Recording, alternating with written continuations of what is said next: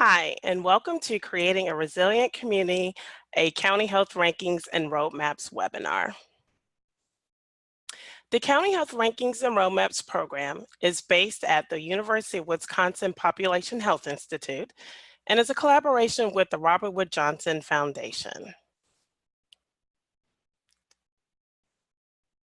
My name is Erica Burrows-Girardi, and I am an action learning coach. Today, I am joined by my colleague, Karen, who is at our home base in Madison. Hi, Karen. Hey, Erica. Thank you so much. I will be helping to facilitate questions and answers, so please feel free to drop your questions into the Q&A box, and we'll take them toward the end of the webinar. Thanks, Erica. Awesome. And also, I have colleagues joining me from Madison. I have Kate Kunkel, who will be helping with the chats, and James Lloyd, who will be helping with any technology snafus, except for the one that we just had when it took me forever for you to hear my voice. But James and Kate, how are you? They're in Madison. Doing great, Erica. Thanks. All right. Thank you guys for helping out today. By the way, I am in a stormy Orlando area, so if for some reason I lose power, Karen is going to take over. Thank you, Karen. Now it's my distinct pleasure to introduce you to today's guests. Jaclyn Wallen and Deputy Superintendent Vincent Acevez are joining us from Cicero, Illinois. This town received a 2018 RWJF Culture of Health Award to honor the collaborative work that you're going to learn more about in just a moment. Jaclyn is a licensed clinical professional counselor at Youth Crossroads, which is a nonprofit that works with young people in Cicero. And she helped design the Cicero Police Department's trauma training for officers. Welcome, Jaclyn, and please let me know how you'd like us to call you. Thanks for having me. Jackie's fine. Thanks. All right. Thanks, Jackie. Deputy Superintendent Vincent Acevez is a 20-year veteran at the Town of Cicero Police Department, and in his current role, he is the Deputy of Patrol. Well, welcome, Deputy Superintendent, and please let us know how you'd like to be called. Hi, Erica. It's nice to be here. You can call me Vince. Thank you. I appreciate you guys joining us today. I'm going to start with something that I've never done before, and that is to share how my own personal journey with trauma played a role in my producing this webinar. As I mentioned earlier, I lived near Orlando, and in fact, one of my healthcare provider's office is right across the street from where in 2016, Orlando suffered the greatest single incident loss of life ever.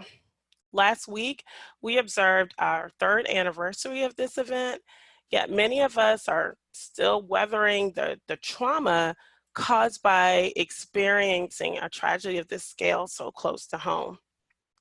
Law enforcement officers, paramedics, surgeons, and even nurses are still today managing their own PTSD journey.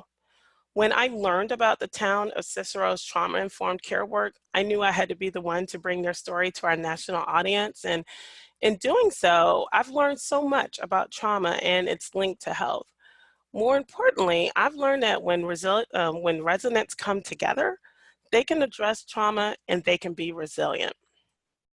So my goal for you is by the end of our webinar that you would be able to describe adverse community experiences and the link between these types of experiences and health, and identify potential strategies to address adverse community experiences.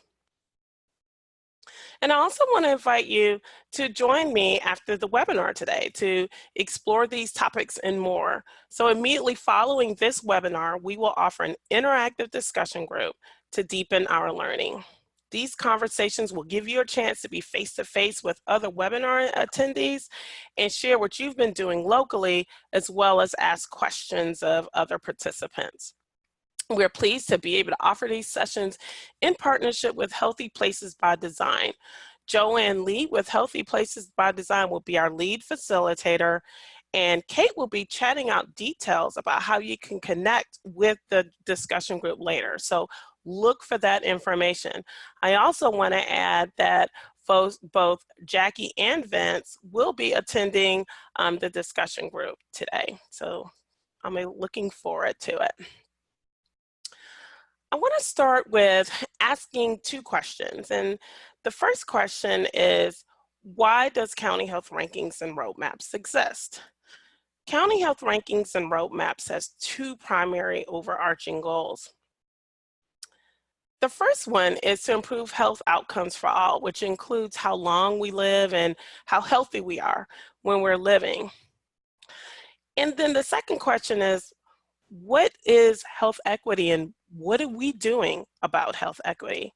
Well, we have another goal, and that goal is to close the gaps between those with the most opportunities and the least opportunities for good health. We believe that everyone should have a fair opportunity to be as healthy as possible, regardless of where they live or the circumstances they were born into. The choices that we make depend on the opportunities we have, things like healthy foods or quality schools or living in safe, affordable housing in crime-free neighborhoods. You probably know that not everyone has these opportunities. These unequal opportunities create differences in health and really do not come about of their own or because of the actions of selected individuals. They're often a result of policies and practices at every level that have created deep-rooted barriers to good health for some people. So we often see things like this with bank lending practices or school funding that's based largely on local property taxes. That means that not everyone has a fair and just opportunity to live a long, healthy life. The good news is communities have the power to change this. And today you will learn about how the collaborative work being done in Cicero is creating a community that is both equitable and resilient for residents. Now I want to take a moment to explore this concept of adverse community experiences that I mentioned earlier, because this term was relatively new to me before I began producing the webinar. We often think of trauma only as happening to someone at the individual level, like something that we weather through, like the tragic incident that happened here in Orlando. But another way we experience trauma is through a series of hurtful occurrences. So some of you might be familiar with the term adverse childhood experiences. Adverse childhood experiences, or sometimes called ACEs, are used to describe or is used to describe all types of abuse and neglect and other potentially traumatic experiences that occur to people under the age of 18. And we sometimes miss the impact of trauma in youth, and sometimes we miss it in adults too, and we just relegate their behavior to being bad behavior or poor decision making. So we've included a link to adverse childhood experiences in your resource guide for you to learn more about it. That resource guide will be made available to you tomorrow on our webinar. So out of this research around adverse childhood experiences, we're now seeing that there's increasing evidence that residents can experience collective trauma. In other words, an entire community can find itself navigating through daily waves of trauma. So it's not just one incident, but more of a chronic, ever-present reality. And these communities are not only urban, but can be rural as well. This is what we call adverse community experiences. So I was like, well, what does that look like? How does that manifest itself? And I want to give you 3 examples of how we see adverse community experiences actually show up. When communities experience trauma, we will notice that the social and cultural fabric of our community is tattered. So social isolation might be common, where people don't connect and people don't talk to each other. There might be damaged social networks so that people don't really trust each other. The relationship between residents and law enforcement might be a little terse, if not adversarial. So what's left is this feeling of disempowerment, where people are just overwhelmed by an unsupportive environment in which they live. A crumbling infrastructure is perhaps one of the more visible symptoms of a community experiencing trauma. Children may walk daily by buildings that look like this on the way to school, and these dilapidated buildings can become havens for people engaged in criminal behavior. So now people feel unsafe in their own neighborhoods. And in communities with traumatized built environments, you may see potholes peppering the streets, or the transportation system may be fragmented if there even is one that exists. Then to add to the layer of stress that residents are already experiencing living in the communities, they have to endure the threat of displacement as gentrification becomes a real possibility. So let me take a moment to just do a plug for our webinar next month. Some of you may be living in communities where displacement, where that fear of displacement is evident. So it's a reality for you. If so, I want to encourage you to attend next month's webinar, where we'll be discussing legal and policy options for equitable housing. And I've been given the inside scoop that gentrification and displacement are on the menu to be discussed. Actually, the link, the registration link for that webinar was just posted a few hours ago. So be sure to check that out if you want to learn more about how to deal with that displacement and gentrification.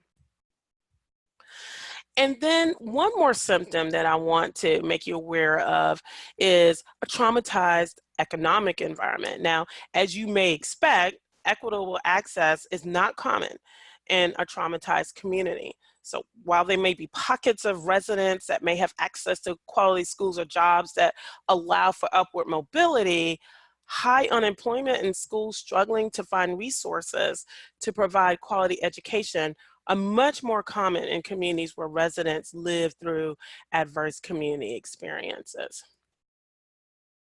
So now that you've heard that, we're curious how these symptoms resonated with you.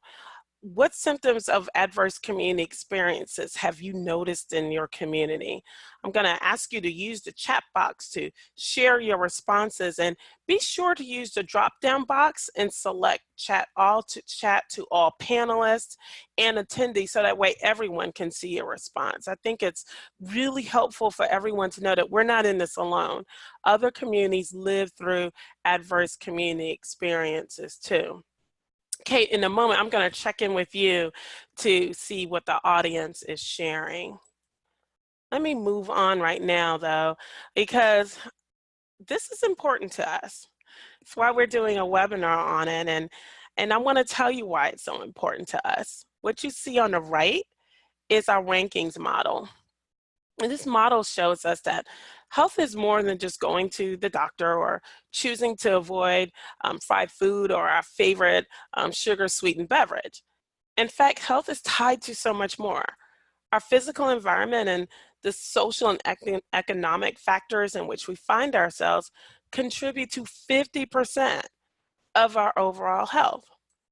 If we're living in a community with adverse experiences, it's most likely going to affect our health outcomes, which again includes how long and how well we live. In today's webinar, our guests are sharing how examples of how strengthening community safety, family, social support, and education are improving the quality of life for Cicero residents.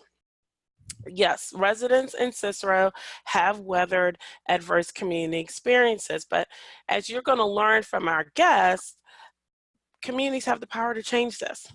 Cicero is resilient, and change makers like Jackie and Vince are committed to transforming this community to being the healthiest place to live, learn, work, and play in the Chicago area. So just before I bring their voices back to the room, I just want to check with Kate to see what our audience has been sharing. Sure thing, Erica. Yeah, we've had lots of great responses coming in. So people have shared everything from homelessness to a couple of people sharing about crumbling infrastructure, including buildings and roads, older, and you know, a lot of times we might think about that in urban communities. People have also shared about that in rural communities with aging buildings and farms that might not be in operation anymore. Racism, institutionalized racism, feelings that the communities or neighborhoods aren't safe. Underfunded schools came up a few times, youth in the court system. So a lot of things you talked about in a wide spectrum of challenges that communities are facing and how they're seeing trauma kind of expressed in the community. Thanks, Kate, and thank you to the audience for being vulnerable enough to share what you're seeing happening in your community, because we are all weathering this together, probably on some level in a lot of communities. Again, the good news is that we have the power to change that, and continue to go ahead and add your responses. We're going to move on in the webinar, but I really would, I actually read the chat. I'm one of these folks that read the chat later, so I would really like to know what's going on. I can't read it right now, so continue to add your responses. But with that, I want to welcome Jackie and Vince back to the webinar. And Vince, I'm going to start with you. Can you tell us a little bit about Cicero? Yeah, Cicero is an amazing community. And while we do have challenges, we're here today to talk about all the positive things that are going on in Cicero. Tell you a little bit about Cicero. It's a predominantly working class community, and we border Chicago's west side. It's about 6 square miles. And according to the most recent census, our population is listed at about 85,000. Just working there, I'd say that we're a little bit closer to 100,000 in terms of population. Yeah, Cicero is a super vibrant community. 90% of the residents are Latino, predominantly first and second generation Mexican Americans. It's also a really young population. A third of its population is under the age of 18. 50% of our elementary school students are English language learners. 88% of those elementary schoolers qualify for free or reduced lunch. And according to state testing, only about 15% are ready for the next grade level. But there's also a huge family presence. And I think that that's really important to talk about too. It's a very family-driven community. And so, you know, a lot of homes have multi-generational families living in them, but that's also multi-generational supports within the homes. That's right. Yep. You're absolutely right. And while many people may feel overwhelmed by the challenges that Cicero endures, the two of you and many of your community partners saw opportunities to make Cicero a thriving and healthy community.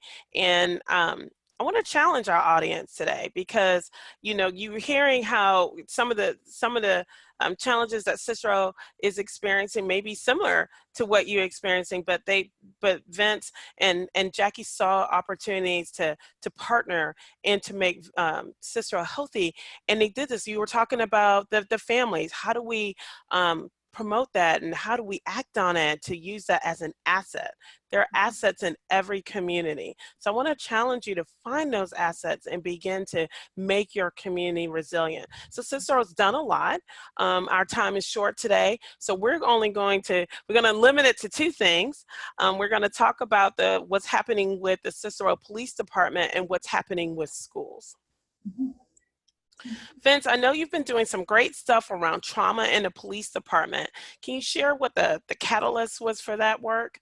Sure. You know, back on February 1st of 2017, I was drinking my coffee and reading the newspaper, the Chicago Sun-Times, and there was an article in the paper that day that indicated that the rate of Chicago area police officers is 60% higher than anywhere else in the United States.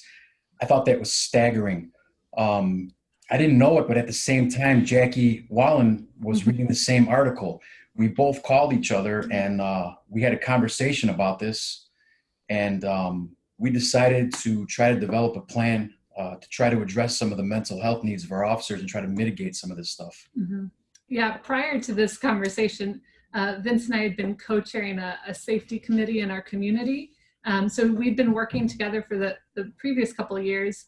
We actually met at a neighborhood watch meeting where residents, I'm a resident of Cicero and have been for about 12 years now, could talk to police officers and address some of the issues that were on the block and things like that. And so it was really the perfect time for that relationship to sort of go to the next level and think about, you know, what could we do with the department, and how could we get the community involved in addressing trauma within the police department. Yeah, and I love that. We're going to talk about the importance of partnering a little bit later, but now here on the right, I'm looking at a picture of an iceberg. I really like this analogy because what it's revealing is that these suicides that you all saw happening were tied to a lot of emotional trauma that officers were holding inside, right? Absolutely. Mm-hmm. Yeah. So, I mean, suicide is what makes the headlines, but a lot of that other stuff that's under the surface, the mental health issues like PTSD, anxiety, depression, the critical incidents that they respond to, the impact that it has on their families and their loved ones, this all is lying under the surface. And so we were really fortunate that we were able to sort of look at that broader picture, the whole iceberg, not just the top. Right, exactly. And so I do want to preface this by saying that we know this image is hard to read. So I want to remind you that we do have a PDF of the slides available, but I really did, we made the decision to go ahead and include this image as we talk about what this image means and the work that, that Jackie's organization was doing with the police department. So Jackie, what was the first project that you all took on? Yeah, so we did an 8-hour training for the police department, and they get trained each quarter. And so we took one of their quarters. We were the first outsiders to come into the department to do one of their quarterly trainings. And what we did was we looked at trauma. So we started with trauma in the community and how it impacts community members and their responses to these critical incidents. Then we looked at trauma-informed policing. So what could police officers do with this information about how people respond to trauma and how could it help them be better police officers?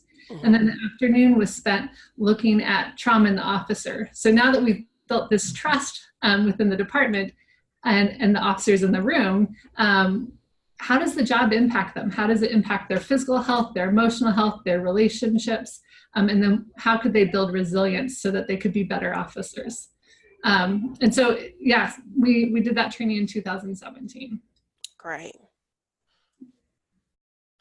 Vince, I'm curious, what does it mean to be a trauma-informed police officer? Being a trauma-informed police officer means, excuse me, being aware of how trauma impacts individuals and communities and using that knowledge to be a better police officer. We tell our officers that this knowledge can facilitate better investigations, better criminal investigations, increase early interventions, and connect traumatized people to services that they need. Additionally, it increases safety, builds trust in the community, and ultimately, it helps to promote hope in really difficult situations. Right, very good. I thought this was a really interesting slide. I want you to tell our audience about the response from the officers once they started with this trauma informed work. How did they respond? Because I think this is a very telling slide here, but I'll let you talk through it. I'm gonna shut up. So we were a bit apprehensive because police officers tend to be untrusting of outsiders and we're a bit cynical. But we found the response from our officers to be overwhelmingly positive. Officers reported on post surveys that not only did they learn a great deal and wanted to implement this new knowledge in their work and personal lives, but they wanted more training and more opportunities for wellness. And I think that some of that stuff is exhibited in the slide here, and I'll let Jackie explain this to you. Yeah, so we did post surveys at the end of each training group that we did, and we actually just finished another training, and I was looking at the data today for that as well. And again, police officers are saying that they appreciate this training, that this helps them understand the community better. And they really are able to self-reflect and see how that this job is impacting themselves as well. And they want continued support. Police officers are police officers for 20, 30 years. And so they're in this for the long haul. And so I think that more and more they are recognizing, as well as the department's recognizing, that we have to do a better job taking care of our officers. Yeah, and I'm looking at this slide. So you all probably noticed that I highlighted, you have 54% saying that they want an annual mental health check, 67% saying they want more training on mental health. So they're recognizing the need now that they've been exposed to what this trauma with this, now that they've been exposed to, wow, let me get this out. Now that they have been exposed to trauma care, they're being able to recognize their own needs. Yeah, you know, and Erica, there's something else I want to mention as well that I think is really important. Our entire command staff, that's the upper level executives of our police department, we're trained in this as well. I think this is vital because we want to create a true culture shift, and it starts from the top down. And if we're not doing it and we're not acting it at the top, then we certainly can't expect that to filter down to our officers. And as a leadership team, we also paid attention to the suggestions and requests for additional supports from within the department. Good point. Yep. It has to be an entire culture shift, not just one or two people who want to do this. And so with this culture shift that you're talking about, and a better understanding of what a trauma-informed approach is, all of this has led to other initiatives, right, Vince? Yeah, absolutely. So the photo on the screen is an outing that was hosted by our peer support program. Our peer support program is an officer support program that kind of developed out of this training. Peer support team for the Cicero Police Department consists of 13 officers and 1 clinician, that's Jaclyn Wallen. And the men and women of the peer support program support our officers through difficult situations such as critical incidents, job-related stress, parenting and marriage challenges, and loss, because everybody goes through loss. Right. We've also built a department fitness facility, which was based on this training as well. The post survey indicated that a lot of officers felt that it was important that the department have an in-house fitness facility. So we have that, we constructed it, and we're close to opening that up. And we've just been doing some really great things that we're really proud of. Yeah, really. Go ahead, Jackie. You were going to say something. I was just going to say, so that's internally. Externally, it's led to some pretty significant things as well. Tell us about that. So one of the things that we wanted to do was we wanted to bring particularly youth and police officers together to have more positive interactions. And so since this training happened, we've done 3 softball tournaments and 3 or 4 basketball tournaments where officers and young people of color are playing, sports together, spending quality time together.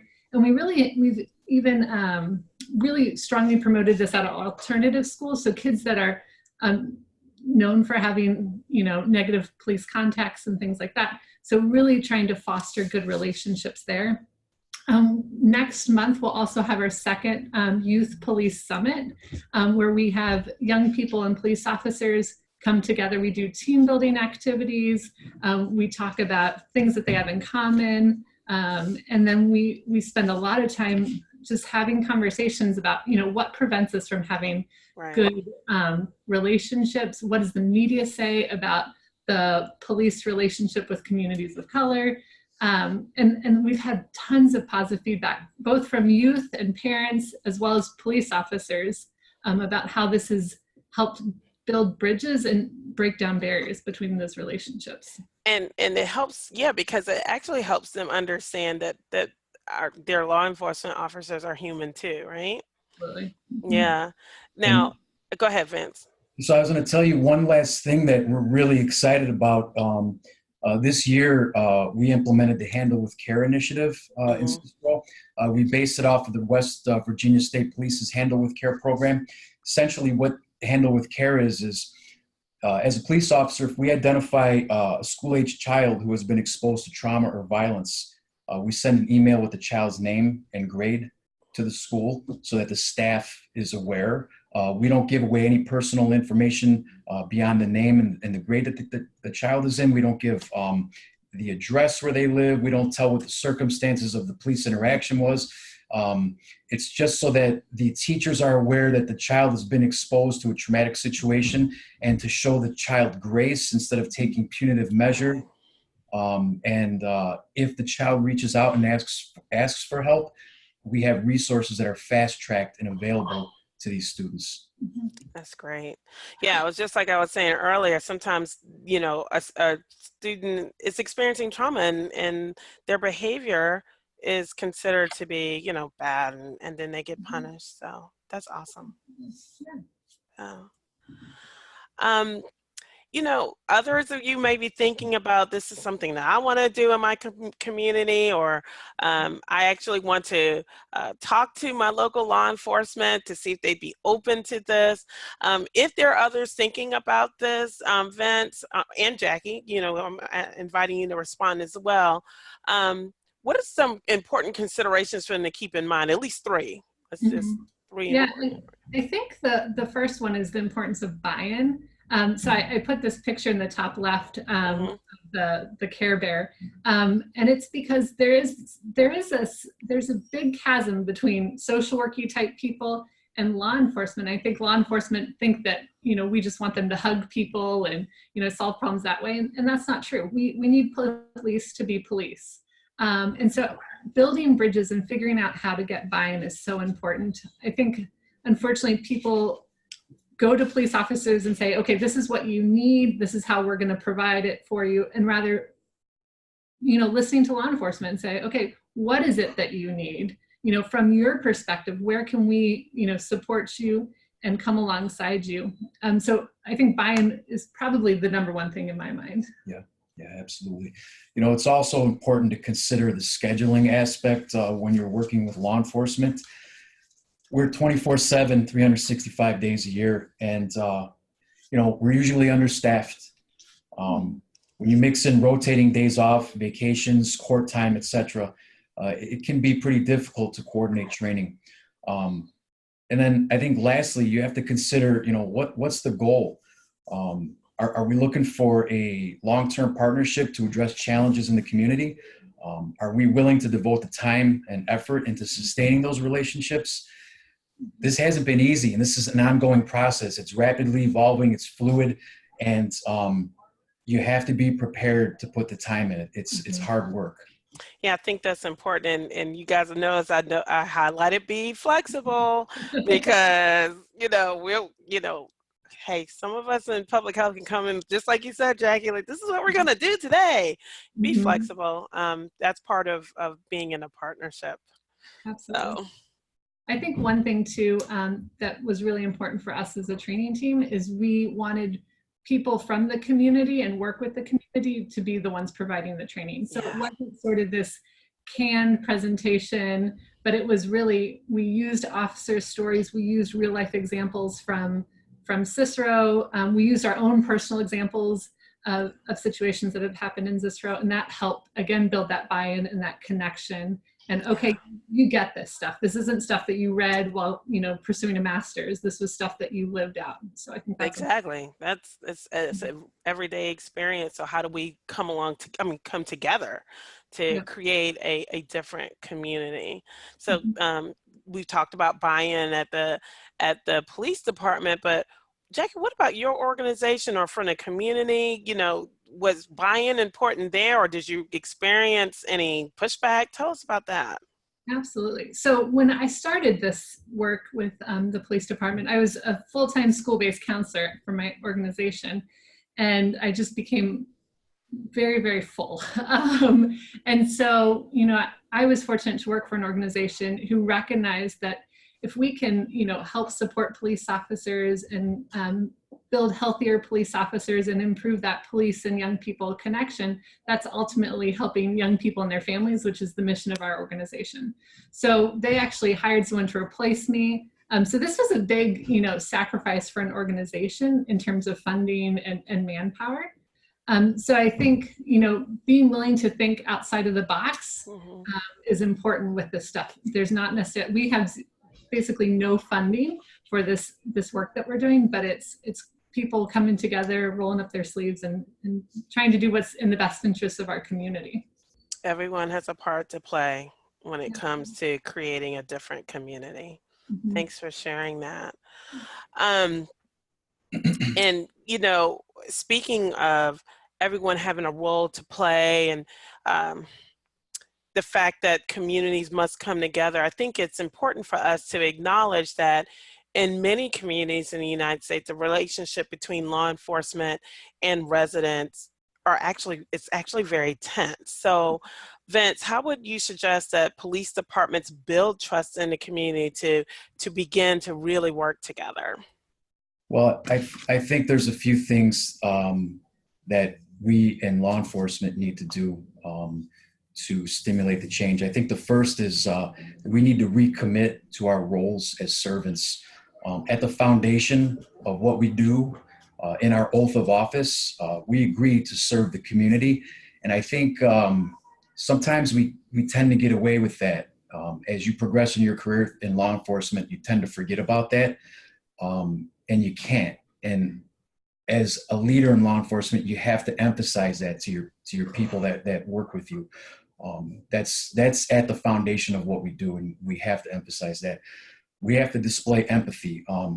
We talked a lot about trauma earlier, and what it does to us as police officers, and just being able to understand and recognize it, and then understand that we have to when we deal with people on the street, when we encounter people who have been exposed to trauma and violence, we need to take that into consideration in our interactions with them. That's critical. It's critical to the relationship between police and community. We need to communicate effectively. You know as well as I do, most disputes, whether you're in law enforcement or whatever line of business you work in, most disputes begin when there's a breakdown in communication. And if That's we right. can communicate effectively with the community, that goes a long way towards building those bridges. Something that I think is absolutely vital, we have to reflect the community that we serve.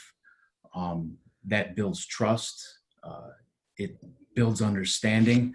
And when you accurately reflect the community that you serve, I think you do a better job. And I think the community responds better to you as well.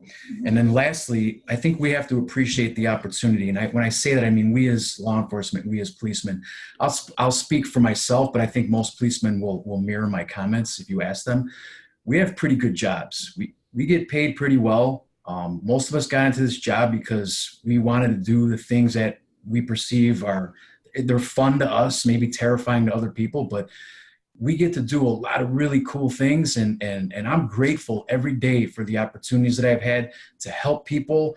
I'm grateful for the opportunities that I've had. I've met my wife on this job. She's a police officer also. Nice. And, I just have so many fond memories in a 20+ year career. So I'm grateful. It's important that we don't forget about those opportunities that this job gives us. Thank you so much. Thank you so much for that. That answer was just so humbling, and I believe you. I believe that many police officers would mirror your comments and stuff. And we have to remember that the work that you do is you do put your life at risk. So sometimes there is trauma even in that, in the choice that you do. You choose to in the line of work that you choose to do. So thank you so much. Very quickly, what are we seeing here? This is some youth and you playing basketball. Tell us about that.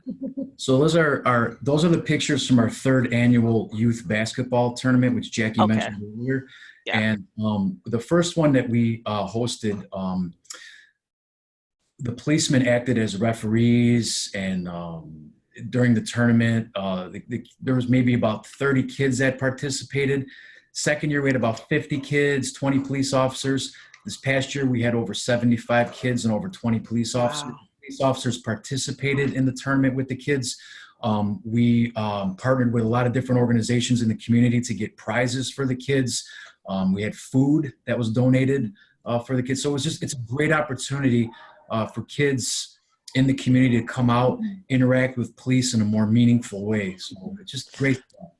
And Well, what's oh, go ahead, Jackie. is another department joined us for this most recent one. They wanted to be in on the action as well because some of their students from their community would be attending. And so we had good turnout from another department as well. So it's sort of spreading. Oh yeah, yeah. People are starting to see the work and the effort, and the outcomes are so great. Again, Vince, thank you so much for sharing what has been happening at the police department. And I know our time is getting short, so I do want to switch focus now and talk about what's going on in schools. Again, this is another slide that's a little tricky to read, but we wanted you to be able to see some important numbers that Jackie's going to point out here.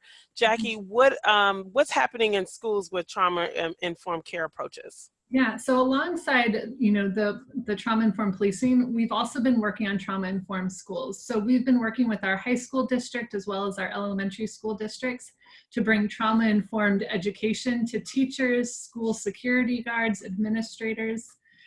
So how we started was we wanted to survey the students. So we used this trauma exposure checklist that it asked 17 questions, yes or no, have you experienced this? Yes or no. And so as you can see in front of you, we'll look at the bottom one. Have you seen someone else being shot at or shot with a real gun?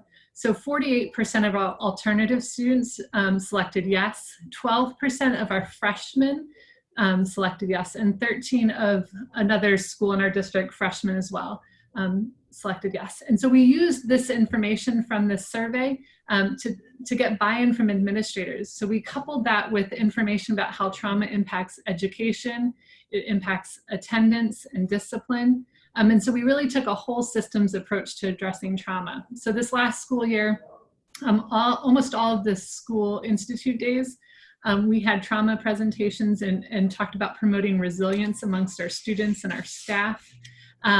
The school district has added positions, social work positions, dean positions, administrator positions to better support students. We also do school-based counseling, individual and group in the schools. So there's a lot of good work that's being done. And then this year we also adopted that Handle with Care program. So bringing police, school, and community together. Right. And you guys probably saw highlighted some, let me just go back very quickly. Whopping 81% of some children at the alternative school have been slapped, punched, or hit by someone. Have you seen someone pointing a real gun at someone? 54% at that school. So this is real trauma that kids are being exposed to. How are parents involved in providing a safe community for the children? Well, we have a group called Parent Patrol, and Parent Patrol is comprised of slightly more than 300 volunteers, many of whom are parents or grandparents of school-age children in the community of Cicero. And what they do is they wear yellow vests. They position themselves outside of schools, within the immediate vicinity of schools, to allow children safe passage to and from schools. And it's great for our department because it's like a force multiplier. And then relationships that we develop with the Parent Patrol are fantastic, and they help us to do our job a little bit better as a community. And these people are volunteers. They're volunteering their time. And to me, that's very humbling. Oh, yes, absolutely. Yeah. Jackie, do you want to add? Yeah, in addition, we have a parent ambassador program. And the goal here is really to get parents, again, back to that whole family unit emphasis in our community. Parents really are the key in supporting our young people. And so the parent ambassador program gets parents and connects them with schools. So they're in the classroom during the school day reading to students. They are helping connect young families to early childhood centers, helping connect pregnant moms to prenatal classes. So that's the Parent Ambassador Program. And we're also using them to help with our Health and Safety Committee to help connect, again, parents and parent education around the community. I think that's great because, I think about, I was when my kid was going to school and, you know, I was working full time, sometimes it was hard for me to be there during the daytime, you know, to see what was happening with his activities and stuff. And that hurt me, you know. So it's good to know that there are other parents that are willing to volunteer their time to help parents who may not be there, be available. Tell us how you see trauma work continuing in the community. I do want to make sure we answer that question before we move on. Absolutely. So we have good relationships now with police and schools, and I think more and more this work is being woven into, you know, when bad things happen, people are now thinking, you know, how is this impacting residents? How is this impacting our staff? How is this impacting our officers? And so they're asking questions of their personnel, within their sphere of influence. But in addition, they're thinking about how can we build resiliency? How can we, you know, move forward after crises? And unfortunately, we've had some significant things in our community just in the last year. And how they've responded has been different. So I really see that this is just the starting point. I think it's going to become much more, you know, woven into the way that we make decisions, the way we respond, the way that we educate, and the way that we come together as a community. It's a culture shift, right? Absolutely. That's right. That's right. Thank you guys for sharing so much about what's happening, sharing about your story. Listen, Vince and Jackie are coming to the discussion group. You may have additional questions, or you may want to share what's happening in your community. I definitely want to encourage you to come to the discussion group, because I know that, you know, we didn't have a lot of time to chat with them. So come to the discussion group. You might be thinking at this point, is my community, you know, experiencing collective trauma, or are we having adverse experiences? If so, I really want you to take a hint from Jackie and Vince and take action. And to get you started, here are some solutions that come from our What Works for Health menu. And our What Works for Health strategies are evidence rated. And these were some that I pulled for a trauma-informed community. So there's just 3 strategies here I want to share with you. The very first one is create a multi-sector partnership. Creating partnerships is necessary. Passion is only going to take you but so far, and you have to work with others to get things done. Now, you heard Cicero's story, you heard Jackie and Vince talk about how they saw a story on the same day in their newspaper about police suicides, and they knew that they needed to take action, but they had to partner for success. You can't go at this type of work alone. So make sure you think about, who do I need to be partnering with to create action in my community? And start chipping away at those visible scars of trauma that you see in your community. Improving housing and other aspects of the built environment not only creates a safer community, but it actually boosts community pride. And then lastly, knowing that trauma begins to take hold in childhood, consider offering trauma counseling in schools like they do in Cicero. Healing can begin when children learn critical coping skills where they spend a good portion of their day. I mean, they're spending a third of their day in schools. So consider that schools might be a good place to have that type of resource. Here's another resource for you. Have you all seen our action learning guides? Please chat to Kate right now. If you have used one of our action learning guides, tell us which ones you have used. But for those of you who have not used it, I want to tell you a little bit about what I think is the coolest resource that County Health Rankings and Roadmaps has created this year. Our action learning guides help you prepare to take some basic steps to transform your community. They've been designed specifically to support you and your partners as you get started learning about health equity, how to partner with residents, and how to create policy change. So think about how you can how you could use these. I really like them because they're self-paced. Okay, so I know you have a busy schedule. We know you have a busy schedule. You've told us you have a busy schedule. These are flexible enough that they can fit into your schedule. They're interactive. They blend guidance. They have tools. They have activities, and they help you to really reflect on what it is that you are doing and what it is that you can do. So our action learning guides are on our website, but you can also find them in the resource guide that we're going to provide for you. Now, some of you might be thinking like, well, I already know how to partner with my folks. I already know about health equity, but what about people in the community that you're partnering with? If you want to be working from the same page as you do this type of partnership work, make sure that you share this resource with those that you want to partner with. So that way you all have a shared understanding of what it means to say health equity, shared understanding of what it means to partner with residents. And then lastly, some of you might be thinking, well, I'm not ready to do an action learning guide and you guys have a lot of resources. I just want to chat with somebody. That's fine too.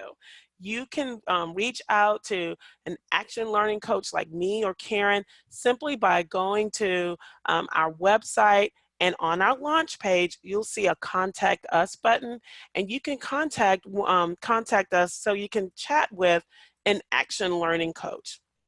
We're here to support you, to set you on a direction of taking action. We're here to be your thought partner, to help you get unstuck. We're here to help you think about the resources that you've heard about today or those that may be on our website. So once we hear from you, one of our coaches will be in touch with you to learn more about your community and your needs. In a moment, I am going to turn things over to Karen to see what's been populating in our question and answer box. So make sure your questions are in there. But in the meantime, will you please do us a favor? I would love for you to be able to share what you think about today's webinar. Kate's putting a link to our evaluation in the chat. Now, you don't have to complete the evaluation right now. You can just open it up and save it for later. But I would appreciate hearing from you because we do use your responses to help strengthen our webinar. So thank you for sharing your reflections in advance. And with that, I am going to stop sharing for a second. So Kate, Karen can ask a couple of questions. Karen, we do have a few minutes. Maybe we can get in about 2 or 3 questions. Yeah. And I'll take a break. Sounds good, Erica. Well, thank you, Erica. This has been great. And thank you so much, Vince and Jackie. So one of the questions that came in was from Mary Jane, who is wondering, how are you measuring success in Cicero? How do you know if what you're doing is having an impact at the community level? Yeah, good question. So after all of our trainings, we are doing post surveys and asking for feedback from our participants. We've been doing a lot of interviews. So I've interviewed probably about 50 different officers, asking them about the changes that they're seeing, what they would like to see. We're also at all of our events, including young people, we're asking for their feedback as well, anonymously. We've been really, really intentional with building evaluation into all of the work that we're doing because, again, we're trying to spread this to other systems within our community. And so if we can get good data, that helps promote and encourage other people to pay attention to this stuff as well. Yeah, thank you for that. We also ask for folks to ask questions when they register. And one of the registration questions we got, I think, is really interesting and helpful for folks to hear from you. How do you all navigate implicit bias and assumptions in your work? Well, I think that I can start off by referring back to something I said earlier. Our department reflects our community. And that's, like I said, that it's critical. It's critical that we reflect the community. It facilitates better relationships, and it helps us to achieve the things that we're trying to achieve. Mm-hmm.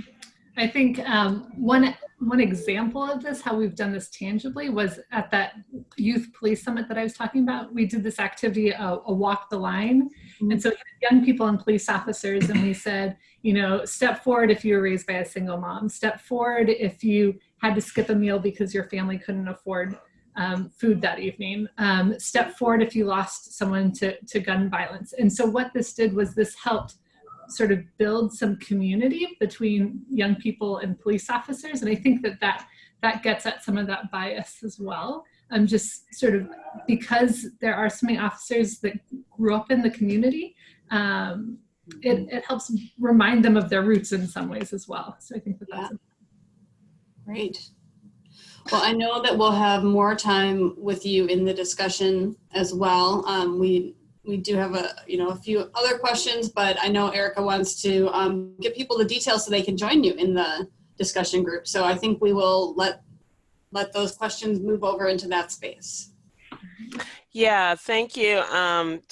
Thank you for that, Karen, because I do have a couple of more things I want to share with you. One, I want to remind you about our next month's webinar, where we will be featuring experts from the Network of Public Health Law. Again, that's going to be about policy solutions for equitable housing.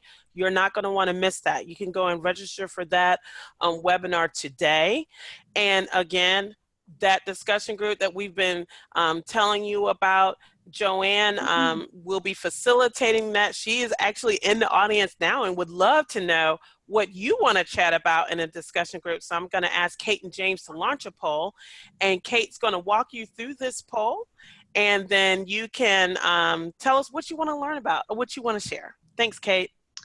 Yeah, so we would love to hear. The discussion group is really intended to be a full conversation with everyone there, not just an extended Q&A. So we'd love to hear if you want to either hear more about or learn more about trauma-informed training for law enforcement, trauma-informed approaches in school, or if you have a success story to share from your community related to trauma-informed care, or a success story about relationships with law enforcement. So we know that lots of you have fantastic experience, and we'd really love to hear more about what you're hoping to learn more about. If neither of these things apply to what you want to learn, join us anyway, and let us know when you get on some of the questions you have or some of the successes you have to share. Looks like lots of responses rolling in. I think we'll do about 5 more seconds to get a few more people ready to respond. And I'm going to end the polling and share the results, that important step. Yeah. So it looks like lots of people interested about trauma-informed approaches in school, and really exciting to see a handful of people interested in sharing their own success stories. So we really hope you can join us and share those as well. We want to learn from as many communities as we can about what's working and what's going well. Thank you so much, Kate. Hey guys, be sure to stay in touch with us. We have a presence on Facebook and Twitter. If you have not liked our County Health Rankings and Roadmaps page, will you do that the next time you're on Facebook, please? And to learn more about the upcoming webinars and our latest tools and resources, be sure to sign up for our e-newsletter. That's the best way to be informed before anyone else. You get the inside scoop when you sign up for that e-newsletter. And I know Joanne is leaving right now to open up that Zoom meeting room for our discussion. So Kate is now chatting out that link. So simply click on that link and respond to, I think, 2 short registration questions, and you'll be admitted to the discussion group. So again, look for that link in the chat so you can join. I want to give a huge thank you to Vince and Jackie. Thank you so much from the bottom of my heart for the sharing your story, and for my awesome colleagues, Karen, Kate, and James. We can't do this without you. And lastly, to our audience, thank you so much for coming month after month to participate with us on our webinars. For some of you, I will see you in the discussion group, and for others, I will see you next month. So thank you very much. Jackie and Vince, I know you want to join us in the discussion room. Just look for that chat and actually use the chat and link to the discussion group. Thank you very much.